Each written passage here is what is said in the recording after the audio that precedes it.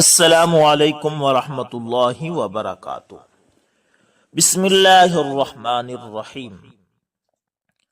میں قرآن پاک کی تلاوت کر رہا تھا، تقریباً اپنی تلاوت مکمل کر چکا تھا، چند آیات باقی رہتی تھیں جب وہ کمرے میں داخل ہوا۔ اس کے چہرے پر غضب کا اطمینان تھا۔ جب سے میری اور اس کی ملاقات ہوئی تھی، پہلی بار میں نے اس کے چہرے پر اتنا اطمینان دیکھا تھا۔ مجھے تلاوت کرتے دیکھ کر وہ خود بھی خاموش ہو گیا تھا، اور میں نے بھی اسے اشارے سے کچھ لمحے خاموش رہنے کا کہا تھا۔ میں نے اپنی تلاوت مکمل کی، قرآن پاک کو چوم کر آنکھوں سے لگایا، سینے سے لگایا اور پھر رحل میں رکھ دیا۔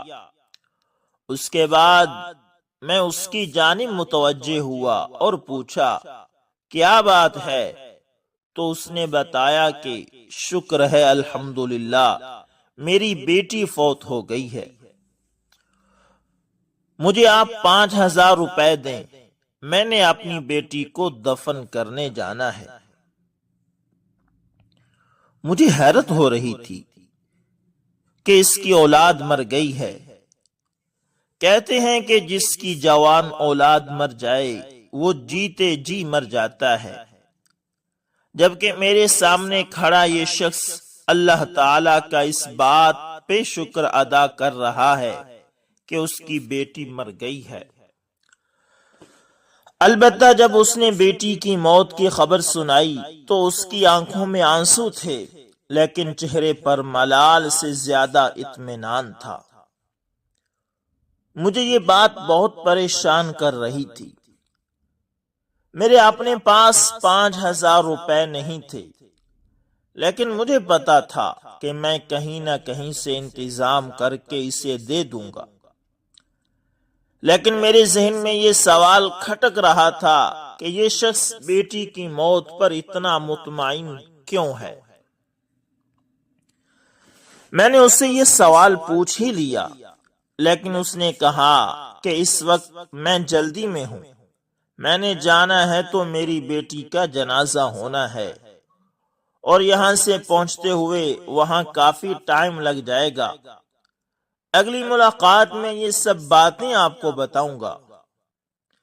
میرے دل میں نہ جانے کیا بات آئی کہ میں نے سوچا چلو اس کے ساتھ چلتے ہیں، چل کر اس کی بیٹی کا جنازہ بھی پڑھیں گے۔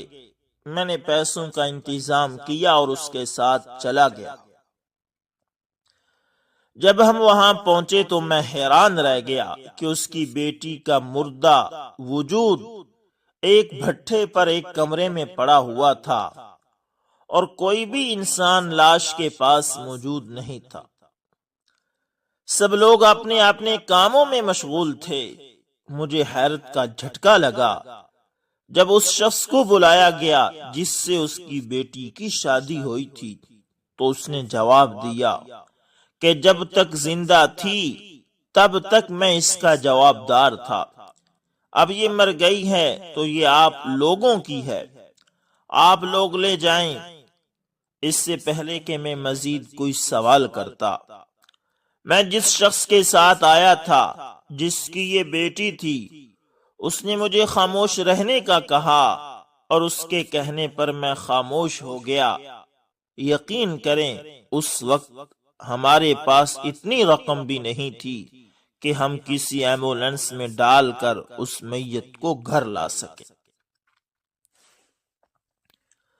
ہم نے وہاں سے ایک لوڈر رکشے کا انتظام کیا، اس نے ہم سے منہ مانگی رقم لی، اور ہم لوگ میت کو لے کر گھر واپس آ گئے۔ چونکہ میں لڑکی کے لیے نامحرم تھا، میں نے اس کا چہرہ نہیں دیکھا، گو کہ چند ایک مقام پر بامر مجبوری مجھے اس کی میت کو ہاتھ لگانا پڑا تھا۔ پہلی بار اس وقت جب ہم نے 4 پائی کے ساتھ میت کو اٹھانا چاہا اور لوگوں نے منع کر دیا کہ وہ لوگ ہمیں 4 پائی نہیں دیں گے، تو مجبوراً ہمیں میت کو اٹھا کر لوڈر رکشے کے فرش پر رکھنا پڑا، اور وہیں پر رکھ کر ہم لوگ لے آئے میت کو۔ دوسری بار جب یہاں اتارا تو اس وقت لڑکی کی ماں نے مجھے کہا کہ آپ تھوڑی سی ہمت کروا دیں۔ گو کہ لڑکی کوئی اتنی وزنی نہیں تھی، مگر جوان اولاد کی لاش کو کاندھا دینے کی ہمت والدین میں کہاں ہوتی ہے۔ تو میں نے اس وقت اس میت کو ہاتھ لگایا اور لا کر ان کی چارپائی پر رکھ دیا۔ یقین کریں حالات یہاں بھی بالکل نارمل تھے، کسی کو کوئی فرق نہیں پڑ رہا تھا کہ غریب کی بچی مر چکی ہے۔ ابھی میت گھر میں رکھ کر ہم لوگ فارغ ہی ہوئے تھے کہ شبیر اور چھابو کے لیے بلاوا آ گیا تھا کہ چودھری صاحب تم کو بلا رہے ہیں، ان کا کوئی جانور بیمار ہے اور اسے دوائی دینی ہے۔ شبیر در حقیقت ایک چودھری کا ملازم تھا، بلکہ ہے، اور تقریباً 5 لاکھ کا مقروض ہے۔ وہ بیچارہ میرے پاس اس لیے آیا تھا کہ میں اس کی جتنی بھی مدد کرتا وہ ادھار میں نہ آتی، لیکن چودھری صاحب اگر اسے 100 روپیہ بھی دیتے تو اس کے پیسوں میں لکھ دیتے اور پھر اس سے 100 روپے کی مشقت ضرور لیتے۔ اس کا یہ اندازہ تھا کہ اس کی بیٹی کو وہیں دفن کر دیا جائے گا اور وہ 5000 روپے میں کفن خرید کر بیٹی کو پہنا لے گا، مگر سب کچھ اس کی سوچ کے الٹ ہو گیا تھا۔ ہمارے جاتے ہی اس کی بیٹی کی لاش ہمیں پکڑا دی گئی تھی، اور یہاں آ کر جب ہم گھر پہنچے تھے تو چودھری صاحب کا بلاوا بھی آ گیا تھا۔ مختصر یہ ہے کہ نہ کوئی انسانیت وہاں کے لوگوں میں تھی اور نہ ہی کوئی انسانوں والا کام ہم نے کیا تھا۔ یعنی نہ تو کسی کو غریب کی بیٹی کے مر جانے کا دکھ وہاں پہ تھا اور نہ ہی کسی نے یہاں آ کر کوئی خاص ہمدردی جتائی تھی۔ خیر یہاں تو چند گھروں کو پتا تھا، جن میں ایک میں بھی تھا، ایک چودھری صاحب تھے اور ایک آدھا اور گاؤں کا گھر تھا۔ میں تو موقع پر ہی موجود تھا، مگر چودھری صاحب کو اپنے ملازم کے دکھ سے زیادہ اپنے جانور کے بیمار ہونے کی فکر تھی۔ ایک انسان کی اولاد مرنے کا انہیں کوئی خاص احساس نہیں تھا۔ شبیر نے مجھے کہا کہ آپ کسی طرح سے قبر اور کفن کا انتظام کروا دیں، جو کچھ سستے میں ہو جائے، میں وہ قرض ایسا ایسا آپ کا اتار دوں گا، یا پھر بدلے میں رات کو چودھری صاحب کے کام سے فارغ ہو جاتا ہوں تو آپ کا کام کر دیا کروں گا۔ میں اس کی تکلیف اور مجبوری کو سمجھ سکتا تھا۔ میں نے اس کے کاندھے پہ ہاتھ رکھا تو پہلی بار اس کے کھل کر آنسو نکلے۔ میں نے اس کے آنسو اپنے ہاتھوں سے صاف کیے اور کہا کہ جو مر گئی ہے وہ میرے لیے بھی بہن اور بیٹی جتنی اہمیت رکھتی ہے، مجھ سے جتنا ہو سکا میں ضرور کر دوں گا۔ یہ بات کر کے وہ چودھری کے جانور کو دوائی دینے چلا گیا۔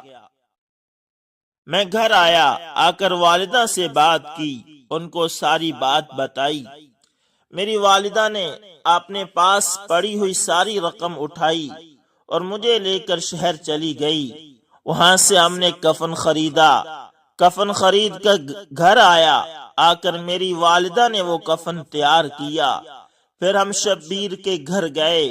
میری والدہ نے اس بچی کے غسل کا انتظام کیا، لڑکی کو غسل دیا اور اس کے بعد جنازہ کا اعلان کروا دیا گیا۔ یقین کریں ایک غریب کی بیٹی مر گئی تھی اور جنازہ پڑھانے کے لیے ہم سے کوئی مولوی تک تیار نہیں ہو رہا تھا۔ جب لاکھ کوششوں کے بعد بھی کوئی مولوی ہمارے کہنے پر تیار نہ ہوا تو میں نے یہ فیصلہ کیا کہ جنازہ میں خود پڑھا دوں گا۔ لیکن اللہ تعالیٰ نے ہماری سنی اور اسی دوران میرا ایک دوست جو کہ حافظ قرآن تھا وہ مجھ سے ملنے کے لیے آ گیا۔ میں نے اس کو ساری حقیقت بتائی تو وہ جنازہ پڑھانے کے لیے تیار ہو گیا۔ ہم کل 9 افراد تھے جنہوں نے وہ جنازہ پڑھا اور اس بچی کو قبر میں دفن کر دیا گیا۔ گو کہ اتنی رقم ہمارے پاس بھی نہیں تھی کہ قبر کے اخراجات بھی ادا کر سکتے۔ اس سارے کام کے لیے میں نے ایک پرانے قاری یعنی روزانہ میری تحریر پڑھنے والے جناب چودھری عادل حال مقیم انگلینڈ اور ایک ہماری پرانی قاریہ محترمہ عاتقہ شہیر حال مقیم پرتگال سے رابطہ کیا۔ ان کو سارے حالات بتائے۔ اللہ تعالیٰ ان سے راضی ہو، انہوں نے اسی وقت اتنی رقم بھیج دی جس سے نہ صرف قبر تیار کرنے والے مزدوروں کی مزدوری ادا ہو گئی بلکہ کچھ رقم بچ گئی جو میں نے ان لوگوں کو واپس کرنی چاہی جنہوں نے بھیجی تھی۔ تو انہوں نے کہا کہ یہ رقم اس غریب کے حوالے کر دیں اور اسے کہیں کہ سردی کا موسم ہے، گھر میں آنے والے مہمانوں کے لیے چائے وغیرہ کا انتظام کر دیا کریں، یا پھر گھر کے راشن پر خرچ کر لے۔ ہماری طرف سے یہ رقم اس کے لیے تھی، ہم نے اس تک پہنچا دی۔ میں نے ان کا شکریہ ادا کیا اور وہ رقم بھی اس کے حوالے کر دی۔ یقین کریں جب میں نے وہ رقم ان کو دی تو اس وقت رات کا وقت تھا، عشاء کی اذانیں ہو رہی تھی۔ وہ دونوں میاں بیوی میرے سامنے سجدے میں گرے تھے اور ان لوگوں کو وہ اتنی دعائیں دے رہے تھے کہ میں سوچ بھی نہیں سکتا۔ یہ میرا ماننا ہے کہ جتنے صدقے دل سے انہوں نے دعائیں کی تھی، یقیناً اللہ تعالیٰ نے میرے ان دونوں قاریوں کی مغفرت فرما دی ہوگی، ان کے سابقہ تمام گناہ معاف فرما دیے ہوں گے۔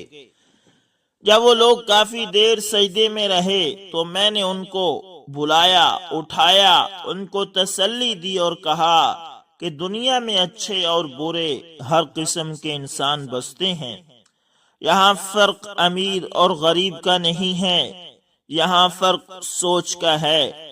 اب خود دیکھو، میں اور مجھ جیسا سارا گاؤں آپ لوگوں کو جانتا ہے، آپ کے حالات سے واقف ہے، لیکن اس کے باوجود آپ کی مدد کو کوئی نہیں آیا۔ لیکن جن لوگوں سے میں نے آپ کی مدد کے لیے کہا ہے وہ نہ تو آپ کو جانتے ہیں اور نہ ہی ذاتی طور پر مجھے جانتے ہیں، لیکن جیسے ہی میں نے ان کو بتایا کہ ایک مسلمان خاندان تکلیف میں ہے، امت محمدی کا ایک گھرانہ تکلیف میں ہے، تو ان لوگوں نے آپ کی تکلیف وہاں بیٹھ کر محسوس کی۔ اسی وقت آپ کی تکلیف کے ازالے کے لیے آپ نے کوشش کر دی، اور یہ چیز ہمیں سمجھاتی ہے کہ کس طرح ہم مسلمان ایک جسم کی مانند ہیں، یعنی جب جسم کے ایک حصے کو تکلیف ہوتی ہے تو سارا جسم بے قرار ہوتا ہے۔ بالکل ایسے ہی جیسے یہاں آپ کو تکلیف تھی تو وہاں وہ لوگ سکون سے تب بیٹھے جب انہوں نے آپ کی ضروریت کو پورا کر دیا۔ اگر ہو سکے تو ان کو اور مجھے اور میرے سارے پڑھنے والوں کو اپنی دعاؤں میں یاد رکھنا۔ ان لوگوں نے میرا شکریہ ادا کیا۔ انہوں نے کہا کہ اللہ تعالیٰ ان لوگوں کو کبھی کسی کا محتاج نہ کرے۔ آج انہوں نے ہمارے لیے اتنا کچھ کیا کہ ان کی وجہ سے ہماری بیٹی کو کفن اور قبر نصیب ہو گئی۔ میری دعا ہے کہ اللہ تعالیٰ ان کو اور ان کی اولاد کو اتنا کچھ عطا کرے کہ ان کو کبھی کسی چیز کی کوئی کمی نہ رہے، اور ہم جیسا کوئی بھی مجبور سائل ان کے دروازے سے خالی ہاتھ نہ لوٹے۔ میں نے ان کو تسلی دی اور چپ چاپ اٹھ کے اپنے گھر واپس آ گیا۔ میں گھر آ کر بھی کافی دیر تک سوچتا رہا کہ ہم لوگ کس قسم کی دنیا میں رہ رہے ہیں۔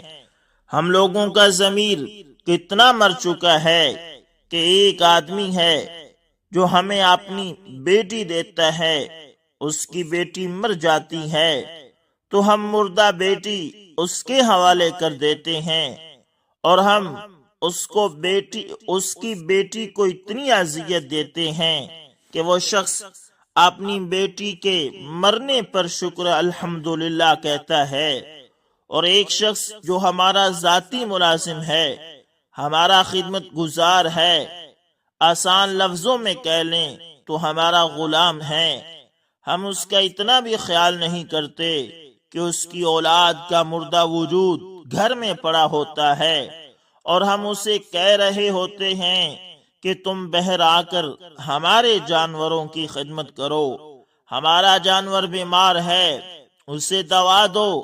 ہمارا مذہب تو کہتا ہے کہ کسی مسلمان کے فوت ہونے پر اس کا جنازہ پڑھنا آپ کا حق ہے، لیکن ہم تو اپنے ذاتی ملازم یا قریبی تعلق داروں تک کے جنازے پر نہیں جاتے۔ کیا ہم انسان ہیں؟ کیا ہم مسلمان ہیں؟ اللہ تعالی ہم سب کو ہدایت دے، ہم سب کا حامی اور ناصر ہو۔ تو دوستو یہ تھی آج کی حالات کی عکاسی۔ امید کرتا ہوں آپ لوگوں کو ویڈیو پسند آئی ہوگی۔ پسند آئے تو لائک شیئر کومنٹ لازمی کریں۔ ملتے ہیں دوستو کسی نیکسٹ اچھی سی ویڈیو کے اندر، تب تک کے لیے اللہ حافظ، جزاکم اللہ خیر۔